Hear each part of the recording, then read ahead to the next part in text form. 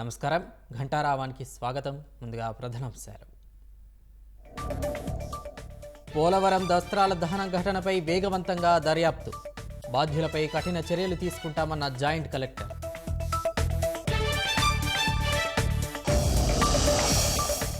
TTD పరిపాలనా భవనంలో అగ్ని ప్రమాదంపై అనుమానాలు, ఫైళ్ల దగ్ధంలో కుట్రకోణం ఉందని ఎమ్మెల్యే అరణి ఆరోపణ. కృష్ణా జిల్లా హంసలదీవి సాగర తీరంలో పర్యాటకులు గల్లంతు, ముగ్గురిని కాపాడిన స్థానికులు, ఒకరు మృతి, మరొకరి కోసం గాలింపు. ఉత్తరప్రదేశ్లో ఘోర రోడ్డు ప్రమాదం, 10 మంది దుర్మరణం. బులంద్ షహర్ జిల్లాలో వ్యానును ఢీకొన్న బస్సు.